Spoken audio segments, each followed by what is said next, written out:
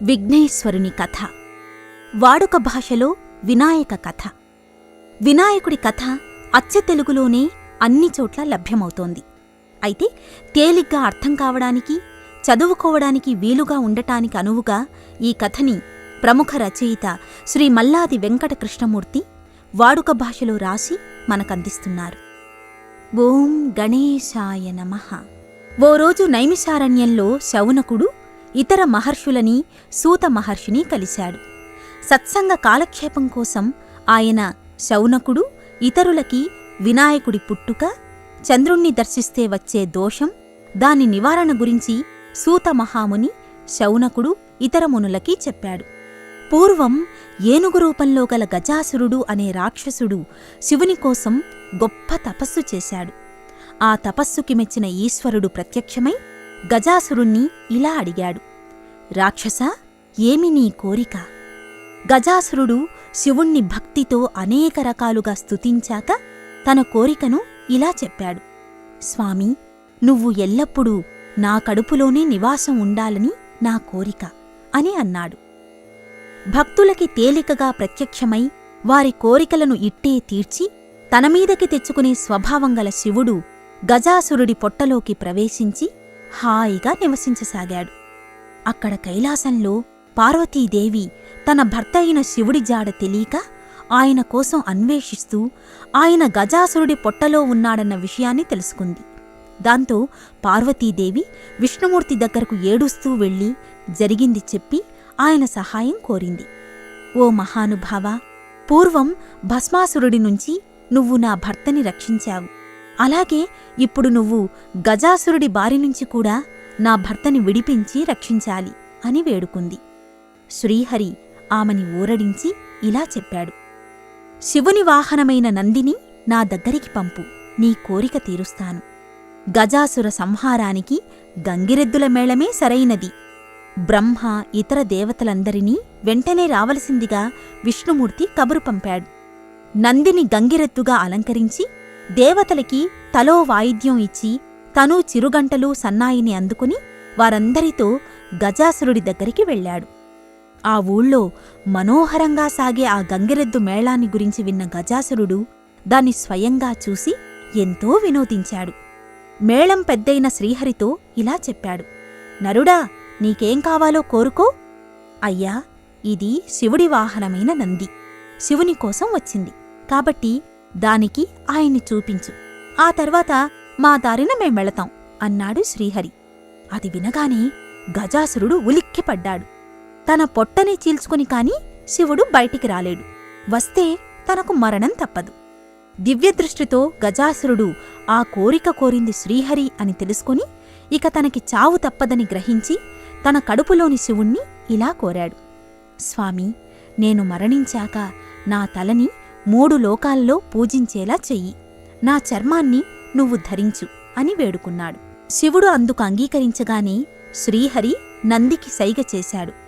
నంది తన కొమ్ములతో గజాసురుని కడుపు చీల్చి అతణ్ణి చంపేసింది. పొట్టనుంచి బయటపడ్డ శివుడితో శ్రీహరి ఇలా చెప్పాడు. పరమశివ, దుర్మార్గులకి ఇలాంటి వరాలివ్వడం పాముకి పాలు పోయడంతో సమానం సుమా. బ్రహ్మని ఇతర దేవతలని వారి వారి లోకాలికి పంపించేసిన శ్రీహరి కూడా వైకుంఠానికి వెళ్ళిపోయాడు. శివుడు నందిని ఎక్కి కైలాసానికి బయలుదేరాడు. వినాయకుని జననం. అతి త్వరలో తన భర్త తిరిగి కైలాసానికి వస్తున్నాడని తెలుసుకున్న పార్వతి ఉత్సాహంగా తలంటు పోసుకోవడానికి తయారయ్యింది. తన ఒంటిమీది సున్నిపిండిని నలిపి తీసి ఆ నలుగుపిండితో ఓ చిన్న పిల్లవాడి బొమ్మని చేసి దానికి ప్రాణం పోసి చెప్పింది. కుమారా, నువ్వు కాపలా ఉండి లోపలికి ఎవ్వరినీ రానియ్యక. ఆ బాలుడు అందుకు ఒప్పుకొని సింహద్వారం వద్దకి వెళ్ళాడు. పార్వతి స్నానం ముగించుకుని అనేక నగలని ధరించి భర్త కోసం ఆత్రంగా వేచి చూడసాగింది. కైలాసం చేరుకున్న శివుడు లోపలికి వెళ్లబోతుంటే పార్వతి కాపుంచిన పిల్లవాడు ఆయన్ని అడ్డగించాడు. శివుడికి కోపం వచ్చి త్రిశూలంతో ఆ పిల్లవాడి తలని తెగ్గోసి లోపలికి వెళ్ళాడు. అప్పుడు పార్వతి శివుడికి ఎదురెళ్ళి ఆహ్వానించి ఆయనికి కాళ్లు కడుక్కోవడానికి, తాగడానికి నీళ్ళిచ్చి పతివ్రతా ధర్మం ప్రకారం పూజించింది. చాలా కాలం తర్వాత కలుసుకున్న వారిద్దరూ అనేక విషయాలు ముచ్చటించుకున్నారు. వారి సంభాషణలో ద్వారం దగ్గరి బాలుడి ప్రసక్తి వచ్చింది. పార్వతి జరిగింది చెప్పగానే శివుడు విచారిస్తూ ఇలా చెప్పాడు, అయ్యయ్యో, నేను వాడి తలని నరికేశాను కదా. ఇద్దరూ కొద్దిసేపు బాధపడ్డాక శివుడికి గజాసురుడికిచ్చిన వరం గుర్తుకొచ్చి ఆ గజాసురుడి తలని తెచ్చి మరణించిన ఆ బాలుడికి అతికించి ప్రాణం పోసి ఇలా చెప్పాడు, వత్సా, నీకు గజాననుడు అనే పేరు పెడుతున్నాను. గజాననుణ్ణి పార్వతి ప్రేమగా పెంచుకోసాగింది. గజాననుడు కూడా తన తల్లిదండ్రులతో ప్రేమగా మెలుగుతూ పెరగసాగాడు. అనింద్యుడు అనే ఎలుకని తన వాహనంగా చేసుకుని గజాననుడు దానిమీద తిరగసాగాడు. మరికొంతకాలానికి పార్వతీ పరమేశ్వరులకి ఓ కొడుకు పుట్టాడు. అతడికి కుమారస్వామి అనే పేరు పెట్టారు. మహాబలశాలి అయిన కుమారస్వామి నెమలిని తన వాహనంగా చేసుకున్నాడు. విఘ్నాలకి అధిపతి ఎవరు? ఓ రోజు అనేక మంది దేవతలు, మునులు, మానవులు పరమేశ్వరుడి దగ్గరికి వచ్చి పూజించి ఇలా చెప్పారు, స్వామీ, విఘ్నాలతో మా పనులు చాలా చెడిపోతున్నాయి. ఈ విఘ్నాలని శాసించేందుకుగాను మాకు అధిపతినివ్వండి. ఆయన్ని పూజించి విఘ్నాలు కలుగకుండా చూసుకుంటాము. తన పిల్లలలో ఒకరికి ఆ ఆధిపత్యాన్ని ఇవ్వాలని శివుడు సంకల్పించాడు. అది తెలిసిన గజాననుడు తండ్రిని అడిగాడు, నేను పెద్ద కొడుకుని కనుక ఆ ఆధిపత్యాన్ని నాకివ్వండి నాన్నగారు. రెండో కొడుకు కుమారస్వామి తండ్రితో ఇలా చెప్పాడు, నాన్నగారు, అన్నయ్య మరుగుజ్జు, అందుచేత అసమర్థుడు, అనర్హుడు అవుతాడు. ఆ ఆధిపత్యం నాకివ్వండి. వారి వాదనలను విన్న శివుడు వారితో చిరునవ్వుతో ఇలా చెప్పాడు, చిన్నారుల్లారా, మీలో ఎవరు ముందుగా ముల్లోకాల్లోని నదుల్లో స్నానం చేసి నా వద్దకి వస్తారో వారిని అందుకు అర్హులుగా నిర్ణయించి వారికా ఆధిపత్యాన్నిస్తాను. వెంటనే బయలుదేరండి. ఆ మాటలు వినగానే కుమారస్వామి నెమలినెక్కి ఆ పనిమీద రివ్వున బయలుదేరాడు. వినాయకుడు తన ఎలుక వంక విచారంగా చూసి తండ్రితో ఇలా చెప్పాడు, నాన్నగారు, ఎలుకనెక్కి వెళ్ళి నేను తమ్ముడికన్నా ముందుగా అన్ని నదుల్లో స్నానం చేసి రాలేనుగా. నేను ఈ పోటీలో గెలిచే ఉపాయం మీరే చెప్పండి. అప్పుడు శివుడు కొడుకుతో ఇలా చెప్పాడు, కుమారా, ఎవరు ఒకసారి నారాయణ మంత్రాన్ని జపిస్తారో వారు 300 కల్పాల కాలం పుణ్యనదుల్లో స్నానం చేసిన పుణ్యఫలాన్ని పొందుతారు. అలా అయితే ఆ మంత్రాన్ని ఉపదేశించండి నాన్నగారు అంటూ ఉత్సాహంగా అడిగాడు గజాననుడు. తండ్రి ఆ మంత్రోపదేశం చెయ్యగానే గజాననుడు కైలాసంలో అత్యంత భక్తిగా ఆ మంత్రాన్ని స్మరించసాగాడు. మొదటగా కుమారస్వామి గంగానదికి వెళ్ళగా అప్పటికే గంగలో స్నానం ముగించి ఎదురొస్తున్న అన్నయ్య గజాననుడు ఎదురుపడ్డాడు. అతనికి ఆశ్చర్యం వేసింది. కుమారస్వామి 3,50,00,000 నదుల్లో స్నానానికి వెళ్ళినా మంత్రమహిమ వల్ల గజాననుడు స్నానం చేసి ఎదురు రావడం కుమారస్వామికి కనిపించసాగింది. ఆఖరి స్నానం కూడా పూర్తిచేసి ఎంతో ఆశ్చర్యంతో కుమారస్వామి కైలాసంలోని తండ్రి దగ్గరికి వెళ్ళి పశ్చాత్తాపంతో ఇలా చెప్పాడు, నాన్నగారు, అన్నగారి మహిమ తెలియక ఇందాక ఏదేదో మాట్లాడాను. నాకన్నా అన్నయ్యే అన్ని విధాలా సమర్థుడు కనుక గజాననుణ్ణే విఘ్నాలకి అధిపతిని చెయ్యండి. ఆ ప్రకారం భాద్రపద శుద్ధ చవితినాడు పరమేశ్వరుడు గజాననుడికి విఘ్నాధిపత్యం వేడుకని జరిపించాడు. అప్పట్నుంచి అంతా విఘ్నేశ్వరుడిగా పిలువబడే గజాననుణ్ణి ఆ రోజున పూజించి వడపప్పు, పానకం, అరటిపండ్లు, తేనె, పాలు, కొబ్బరి, అతనికిష్టమైన కుడుములు, ఉండ్రాళ్ళు, ఇతర పిండి వంటలని నైవేద్యంగా పెట్టసాగారు. ఆ భాద్రపద శుద్ధ చవితిన భూలోకంలో తనకి నైవేద్యం పెట్టిన వాటన్నింటినీ సుష్ఠుగా తిని విఘ్నేశ్వరుడు తన వాహనమైన ఎలుకకి కొన్ని పెట్టి కొన్ని చేతుల్లో తీసుకుని భుక్తాయాసంతో సూర్యాస్తమయ వేళకి మెల్లగా కైలాసం చేరుకున్నాడు. తల్లిదండ్రుల దగ్గరికి వెళ్లి వంగి నమస్కారం చేయడానికి ప్రయత్నించాడు. అయితే తిన్నవాటితో కడుపుబ్బిన వినాయకుడు నేలమీద బోర్లా పడుకున్నాడు. పొట్టమీద నిలిచిన చేతులు భూమికి అందలేదు. బలవంతంగా చేతుల్ని భూమికి ఆనిస్తే కాళ్ళు పైకి లేవసాగాయి. ఇలా సాష్టాంగ నమస్కారం చేయడానికి అవస్థపడుతున్న విఘ్నేశ్వరుణ్ణి చూసి శివుడి తలలోని చంద్రుడికి వినోదం కలిగి పక్కున నవ్వాడు. రాజదృష్టి సోకితే రాళ్లు కూడా పిండవుతాయంటారు.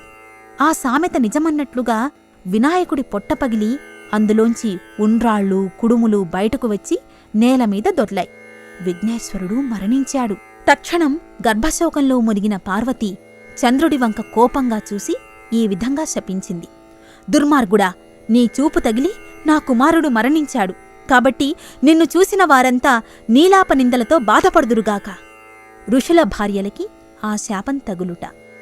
సరిగ్గా ఆ రోజు ఆ సమయంలో భూలోకంలో సప్తర్షులు ఓ యజ్ఞం చేస్తున్నారు. వారి భార్యలు అగ్ని ప్రదక్షిణం చేస్తుండగా అగ్నిదేవుడు ఆ 7 భార్యలని చూసి ప్రేమలో పడ్డాడు.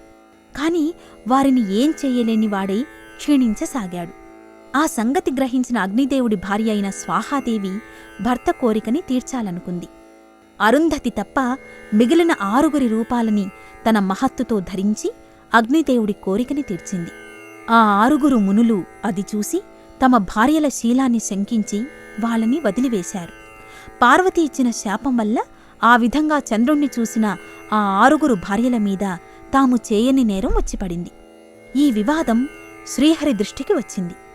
ఆయన తన దివ్యదృష్టితో జరిగింది గ్రహించి ఆ ఋషుల దగ్గరికి వెళ్లి జరిగింది చెప్పాడు. పార్వతీదేవి శాపం వల్ల ఇలా జరిగిందని మీరు నా ద్వారా తెలుసుకోగలిగారు. మరి నా సహాయం పొందలేని సామాన్యులకి కూడా మనం మేలు చెయ్యాలి కదా, పదండి. శ్రీహరి అందరినీ వెంట తీసుకుని కైలాసానికి వెళ్లాడు. కడుపు పగిలి మరణించి ఉన్న విఘ్నేశ్వరుణ్ణి బ్రతికించి పార్వతికి సంతోషాన్ని కలిగించాడు. శ్రీహరి వెంట వచ్చిన వారంతా పార్వతిని ఇలా ప్రార్థించారు. తల్లి పార్వతి, నువ్వు చంద్రుడికిచ్చిన శాపం వల్ల లోకులకి అనేక కష్టాలు వచ్చి పడుతున్నాయి. దయతో ఈ శాపాన్ని ఉపసంహరించి అందరినీ కాపాడమ్మా. బ్రతికి వచ్చిన విఘ్నేశ్వరుణ్ణి ముద్దు పెట్టుకుని పార్వతి తృప్తిగా చెప్పింది. సరే, ఏ రోజున చంద్రుడు మా అబ్బాయి విఘ్నేశ్వరుణ్ణి చూసి నవ్వాడో ఆ రోజున మాత్రం చంద్రుణ్ణి చూడకూడదు. చూస్తే ఇలాంటి నీలాపనిందలు తప్పవు. మిగిలిన రోజుల్లో చూసినా ఏమీ కాదు అని అంది. బ్రహ్మ, ఇతర దేవతలు అది విని సంతోషించి తమ తమ స్థానాలకి వెళ్లారు. అప్పట్నుంచి భాద్రపదమాస శుద్ధ చవితినాడు చంద్రుణ్ణి చూడకుండా ప్రజలు జాగ్రత్తపడుతూ అంతా సుఖంగా జీవించసాగారు. ఇలా కొంతకాలం గడిచింది. శమంతకోపాఖ్యానం. ద్వాపరయుగం. ఓ రోజు శ్రీకృష్ణుడు ద్వారకకి తనని చూడవచ్చిన నారదుణ్ణి భక్తిగా పూజించాడు. ఇద్దరూ అనేక విషయాలు ముచ్చటించుకున్నారు. సాయం సంధ్యా సమయంలో నారదుడు లేచి సెలవు తీసుకుంటూ శ్రీకృష్ణుడితో చెప్పాడు. స్వామి, ఇవాళ భాద్రపద శుద్ధ చవితి. వినాయకుడి కారణంగా పార్వతి శాపం వల్ల ఇవాళ చంద్రుణ్ణి చూడరాదు. చూస్తే నీలాపనిందలు తప్పవు. కాబట్టి వెళ్ళొస్తాను, సెలవిప్పించండి. శ్రీకృష్ణుడికి ఆ శాప విషయాలన్నీ వివరించి నారదుడు స్వర్గానికి వెళ్ళిపోయాడు. దాంతో శ్రీకృష్ణుడు ఆ రాత్రి చంద్రుణ్ణి ఎవరూ చూడరాదని పట్టణంలో చాటింపు వేయించాడు. పాలంటే ఇష్టంగల శ్రీకృష్ణుడు ఆ రాత్రి బయటికి వచ్చి తలెత్తి ఆకాశం వంక చూడకుండా గోశాలకి పోయి పాలు పితుకుతుంటే పాలగిన్నెలో చంద్రుడి ప్రతిబింబం కనిపించింది. ఆహా, చూడకూడని దినాన చంద్రుణ్ణి చూశాను కదా, ఆ శాప ఫలితంగా నాకేం నీలాపనిందలు రానున్నాయో అనుకున్నాడు శ్రీకృష్ణుడు. ఇలా కొంతకాలం గడిచింది. శ్రీకృష్ణుడి రాజ్యంలో సత్రాజిత్తు అనే అతను ఉండేవాడు. అతడు సూర్యుణ్ణి పూజించి శమంతకమణిని సంపాదించాడు. అతను రోజున శ్రీకృష్ణుణ్ణి చూడడానికి ద్వారకకి వచ్చాడు. శ్రీకృష్ణుడు అతనికి తగిన మర్యాదలు చేశాక ఆ శమంతకమణి ప్రసక్తి రాగానే కృష్ణుడు దాన్ని తనకిమ్మని సూచించాడు. అమ్మో, ఇది రోజుకి 8 బారువుల బంగారాన్నిస్తూ ఉంటుంది. ఇంత విలువైన మణిని నీకలా ఇస్తాను అంటూ తిరస్కరించాడు సత్రాజిత్తు. సరే, నీ ఇష్టం అన్నాడు కృష్ణుడు. మరికొంతకాలం గడిచాక సత్రాజిత్తు తమ్ముడైన ప్రసేనుడు ఆ శమంతకమణిని మెళ్ళో ధరించి వేటాడడానికి వెళ్ళాడు. ఓ సింహం ఆ మణిని చూసి అది మాంసం ముక్కాని పొరబడి ప్రసేనుడి మీదికి ఉరికి చంపేసింది. ఆ మణిని నోట కరుచుకుని వెళ్లే ఆ సింహాన్ని ఓ మగ ఎలుగుబంటి చూసి చంపాడు. ఆ మణితో తన నివాస స్థలానికి వెళ్లి తన కుమార్తె జాంబవతికి ఆ మణిని ఆడుకోవడానికిచ్చాడు. వేటకి వెళ్లి తిరిగిరాని తమ్ముడి కోసం సత్రాజిత్తు అడవికి మనుషుల్ని పంపితే మణిలేని అతని శరీరం వారికి కనిపించింది. వారంతా వెంటనే వచ్చి ఆ సంగతి సత్రాజిత్తుకి చెప్పారు. సత్రాజిత్తు శ్రీకృష్ణుడే తన తమ్ముణ్ణి చంపి ఆ మణిని దొంగలించాడని భావించి నగరమంతా చాటింపు వేయించాడు. ఆ సంగతి శ్రీకృష్ణుడికి తెలిసింది. భాద్రపద శుద్ధ చవితినాడు తను పాలలో చంద్రుని ప్రతిబింబాన్ని చూడటం వల్ల ఈ నీలాపనింద తనకి వచ్చిందని గుర్తించాడు శ్రీకృష్ణుడు. బంధుమిత్రులతో వెంటనే శ్రీకృష్ణుడు అడవికి వెళ్లి ప్రసేనుడి శవాన్ని, పక్కనే ఉన్న సింహపు కాలిగుర్తులని చూశాడు. వాటిని అనుసరించి వెళితే అక్కడ చచ్చిపడి ఉన్న సింహానికి పక్కన గల ఎలుగుబంటి పాదాల గుర్తుల్ని గమనించాడు. ఆ కాలిగుర్తుల్ని అనుసరించి వెళితే అవి పర్వతంలోని గుహద్వారం దాకా వెళ్లాయి. తన వెంట వచ్చిన వారిని అక్కడే ఉండమని శ్రీకృష్ణుడు ఒంటరిగా ఆ గుహలోకి వెళ్లాడు. గుహలోని ఊయలకి ఆట వస్తువుగా కట్టి ఉన్న శమంతకమణిని చూసి దాన్ని తీసుకుంటూ ఉండగా శ్రీకృష్ణుణ్ణి చూసిన జాంబవతి భయపడింది. నాన్నా, ఎవరో వింత మనిషి నా మణిని తీసుకుంటున్నాడు చూడు అని గట్టిగా అరిచింది. జాంబవతుడు కోపంతో వచ్చి శ్రీకృష్ణుని చూసి అతని పైబడి కోరలతో కొరుకుతూ గోళ్లతో గుచ్చుతూ చంపడానికి ప్రయత్నించాడు. శ్రీకృష్ణుడు ఆ ఎలుగుబంటిని కిందికి తోసి రాళ్లతోనూ వృక్షాలతోనూ పిడిగుద్దులతోనూ ఎదుర్కొన్నాడు. అలా 28 రోజులపాటు వారి మధ్య యుద్ధం సాగింది. క్రమేపీ జాంబవంతుడి బలం క్షీణించింది. దెబ్బలు తినటం వల్ల అతని దేహమంతా నొప్పులే. తన బలాన్ని క్షీణింపచేయగలిగింది రావణుణ్ణి చంపిన శ్రీరామచంద్రుడే అని గ్రహించాడు జాంబవంతుడు. వెంటనే శ్రీకృష్ణునికి నమస్కారం చేస్తూ భక్తితో కూడిన వినయంతో చెప్పాడు, దేవాదిదేవా, నువ్వు త్రేతాయుగంలో రావణుడు, ఇతర దుష్టరాక్షసుల్ని చంపడానికి అవతరించిన శ్రీరామచంద్రుడవని అర్థమయ్యింది. ఓసారి నువ్వు నామీద ప్రేమతో ఏదైనా వరం కోరుకోమంటే బుద్ధిమాలి మీతో ద్వంద్వయుద్ధం చేయాలని ఉందని చెప్పాను. సమయం వచ్చినప్పుడు అది జరుగుతుంది అని మీరు చెప్పారు. అప్పట్నుంచి అనేక యుగాలుగా మీ నామాన్నే స్మరిస్తూ ఉన్నాను. నా ఇంటికే వచ్చి మీరు నా కోరికను తీర్చారు. ధన్యుణ్ణి స్వామీ, ధన్యుణ్ణి. నా శరీరమంతా నలిగి బాధగా ఉంది. మీరే నన్ను దయతో కాపాడాలి అని వేడుకున్నాడు. శ్రీకృష్ణుడు జాంబవంతుడి వంక దయగా చూస్తూ తన చేత్తో అతని శరీరాన్ని ఓసారి నిమిరాడు. అంతే, జాంబవంతుడి బాధలన్నీ మాయమై పూర్వపు శరీరాన్ని పొందాడు. అప్పుడు శ్రీకృష్ణుడు తనను వచ్చిన పనిని జాంబవంతుడికి వివరించాడు. జాంబవంతా, నేను శమంతకమణిని దొంగలించానని నామీద అభియోగం వచ్చింది. నాకా మణినిచ్చి నన్ను ఆ ఆపనిందని పోగొట్టుకునేలా చెయ్యి. స్వామీ, అలాగే. ఈ మణే కాక నా కూతురు జాంబవతిని కూడా నీ భార్యగా నీకు సమర్పిస్తున్నాను. దయచేసి స్వీకరించు అంటూ కోరాడు జాంబవంతుడు. అలా జాంబవంతుడికి అల్లుడై కృష్ణుడు గుహలోంచి మణి, భార్యామణితో బయటికి వచ్చాడు. శ్రీకృష్ణుడికేమైందో అని బయట ఆదుర్దాగా వేచి ఉన్న వారంతా బాధపడుతున్నారు. శ్రీకృష్ణుణ్ణి చూడగానే వారంతా ఆనందంతో జయజయధ్వానాలు చేశారు. కృష్ణుడు అందరితో కలిసి తన నగరానికి వెళ్లి సత్రాజిత్తుని పిలిచి శమంతకమణిని అతనికిచ్చి ఆ మణి ఎలా మాయమైందో వివరించాడు. అయ్యో, లేనిపోని నింద మీమీద మోపి తప్పు చేశాను అని సత్రాజిత్తు బాధపడ్డాడు. తన తప్పిదానికి పరిహారంగా సత్రాజిత్తు తన కూతురు సత్యభామని శ్రీకృష్ణునికి భార్యగా ఆ శమంతకమణితో పాటు ఇచ్చాడు. కృష్ణుడు మణిని తిరస్కరించి సత్యభామని మాత్రం స్వీకరించాడు. ఓ శుభముహూర్తాన శ్రీకృష్ణుడు సత్యభామలకి వివాహం జరిగింది. ఆ వివాహానికి వచ్చిన దేవతలు, మునులు శ్రీకృష్ణుడితో మొరపెట్టుకున్నారు. మహాత్మా, మీరు సమర్థులు కాబట్టి చవితన చంద్రుణ్ణి చూడగానే మీమీద వచ్చిన ఆ అపనిందని తొలగించుకోగలిగారు. మాలాంటి అసమర్థుల మాటేమిటి? మీరే తగిన పరిష్కారం చెప్పాలి అని వేడుకున్నారు. కృష్ణుడు నవ్వుతూ ఇలా చెప్పాడు, మీరు ప్రతి సంవత్సరం భాద్రపద శుద్ధ చవితినాడు గణపతిని పూజించి, గణపతి పుట్టుక నుంచి ఈ శమంతకోపాఖ్యానం దాకా మొత్తం కథ విని లేదా చదివి అక్షింతలు తలమీద చల్లుకుంటే ఆ రాత్రి చంద్రుణ్ణి చూసినా ఎవ్వరికీ ఎలాంటి నీలాపనిందలూ కలుగవు. ఈ రోజునుంచి వినాయకుడు విఘ్నాలకు అధిపతియే కాకుండా గణాలకి కూడా అధిపతి అవుతాడు. కాబట్టి గజాననుడు ఇక నుంచి విఘ్నేశ్వరుడు, గణాధిపతి అనే పేర్లతో కూడా పిలువబడతాడు అని చెప్పాడు. అది విన్న అందరూ సంతోషించారు. అప్పట్నుంచి ప్రతి సంవత్సరం భాద్రపద శుద్ధ చవితినాడు దేవతలు, మహర్షులు, మానవులు మొదలైన వారంతా తమ తమ శక్తి కొలది వినాయకుణ్ణి పూజించి ఈ కథ విని లేదా చదివి సుఖంగా ఉన్నారు. సూత మహాముని ఈ కథని శౌనకుడు ఇతర మునులకి చెప్పాక వారి దగ్గర సెలవు తీసుకుని తన నివాసస్థానానికి వెళ్ళాడు. ఓం విఘ్నేశ్వరాయ నమః. లోకంలోని సమస్త ప్రాణికోటికి శుభం కలుగుగాక. వినాయక వ్రతకల్పం సమాప్తం.